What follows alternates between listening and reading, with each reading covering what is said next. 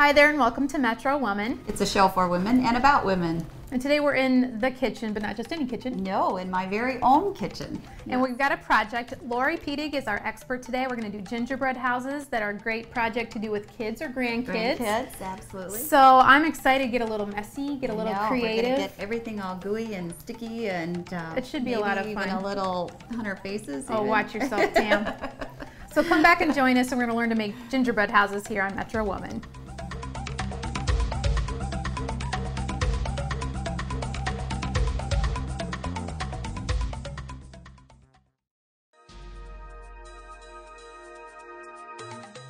Well, Lori, we were really excited to get going on these gingerbread houses, so hopefully you can give us some pointers on how to do this with kids, because I have kids at home that like to help in the kitchen. And Tam's got a grandchild that likes to help, so yes, it's a great tradition to start with your family that hopefully you can do every year and get everybody involved. The baking part of it, I would say, is mostly for the adults, but the kids can come right in when we start mixing up the dough and rolling it out and cutting out the pieces. It can be a whole family affair. Great. Well, let's get started with the dry ingredients is what you want to do first. We're going to mix the wet and the dry separately so we can combine them properly when it comes to making the dough. What I want you to do, Tam, is I want you to do 5½ cups of flour. Okay. You just put that right into your bowl. All right. You know what? You could probably give her a hand too by helping with the spices. Okay. 2. I'm your co-pilot. All right. Okay. Teamwork. Don't cause a wreck. Okay. 3. Shirley. We managed to get an airplane reference in there someplace. Okay, do you have my I do. So to that 5 cups of flour, 5½ cups, you're going to go ahead and add 1 teaspoon of baking soda. That's going to give our gingerbread a little bit of a rise. So it's a nice puffy gingerbread, and it'll make it a little bit lighter. So it's Can not I as rip much the top off of this if bad you want boy? to, or Okay, it sticks right in the hole too. No, I'm ripping the top off. Does it work for you At that way? home, I like to get down in there, really get moving. See how it's creased? Oh. It lets you do it. I learn something new every day. It's exciting. 1 teaspoon of salt. Go Okay. ahead and add that. Exciting. Good. Now we're going to add the spices. The spices are what's going to give it that gingerbread smell. When you bake the pieces up, your whole house is going to smell wonderful like Christmas. Go ahead and do 2 teaspoons of ginger. Holy buckets, that's a lot. But it is gingerbread house, so. That it is. Yeah. All right. Ginger's kind of strong. It is, has definitely. A very definite taste.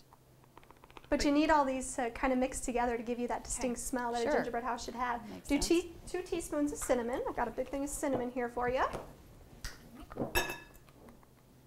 You're a mixing fool, Tam. You're doing good, with your Sonia. skills. You haven't spilled yet. I know. I'm impressed. You must Well. have done this before.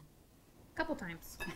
And then go ahead and add 1 teaspoon of the cloves. Okay. I like that it's all teaspoons. Makes it simple. Well, then it's not like half of this and 3/4 of that. You can really kind of half pay attention and you're going to get it okay. Perfect. Now, Tam, if you just want to combine all those so it's mixed up, now we're going to start on the wet ingredients. Do that. And in the instructions, it's going to tell you how to mix these in a certain way. That way we get the best combination. We're going to have 1 cup of shortening, which is, I use Crisco, or you can have lard, whatever you have in the house. Okay. You just want to warm it up so it's nice and soft and throw that into your bowl. And we did that before. We did do that before. Yes, we did. We just did it in the microwave for about 15 seconds. Yep, perfect. Just enough that The magic of TV. Yeah. We were prepared. Okay. And to the shortening, I want you to go ahead and add 1 cup of sugar, and then we're going to combine those 2. Okay. Okay. Those are ½ cups, so you'll have to do 2 of those. Okay. I'm trying to get a little scoop here. Kind of feeling like Fred Flintstone. He has the big digger. I watch a lot of cartoons. Now, Sonia, I haven't watched Fred in a while. go ahead and blend those together for me. With the mixer? Okay. Yep, you want to use your mixer. Make sure it's good incorporated? Yep. Okay. And then we'll start adding the rest of the goodies. Mixer's nice and quiet. And while she's doing that, Tam, if you want to crack 2 eggs and lightly beat them, I'll give those to you. All right. When baking, if you let your eggs sit out and get closer to room temperature, they're going to incorporate a lot better into your ingredients. Oh, I always forget that. Yep. Get them out ahead of time. Set them out for a little bit and they'll be good to go. Right. You know what? You can just throw those in here if you want. Oh, okay. Get them out of the way. Sure. That looks good, Sonia. Okay, it's kind of clumpy. Is that all right? Yep, that's perfectly fine. We're going to add a few more things to there. Okay. 1 more. Another dump. Great. Now, to the mixture that we have going, you're going to add 1 1/4 cups of dark molasses. And this is going to give your gingerbread the color and it'll help give it the smell. And if you dump it out, you can just push the bottom through and it'll pour it all What in. kind of a measuring cup is that? I've never. You can get these at, at any There's nothing on the specialty store. sides. That is cool. What that does is instead of having your sticky ingredients inside and having to dig them out, it just pushes everything out nice and Now clean. that every kitchen should have, and I don't, so. Christmas yes, stocking stuffer. It's perfect for peanut butter. I don't like peanut butter, but if you put it in there, you don't have to try to dig it out, and I cook with it. They're easy to find. Yep, any specialty store should have them. Okay. All right, I'll take that There's from nothing you. on the- I'm impressed. Perfect. So go ahead and blend those two together With the mixer again? with the mixer again. Okay. Yep. All right.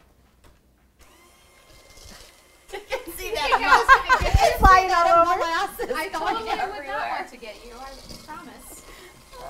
I swear. We just want to incorporate all those ingredients. A little bit more. Let me pick it up a notch. I'm getting crazy now. Look out, Tam. All right, Sonia, that looks good to me. You can turn that off. See, don't take it out. I went a until little you faster turn at it the end. off. Sorry. I do know that much. Okay. Now what I'm going to have you do is we're going to pour the eggs in and incorporate the eggs. Okay.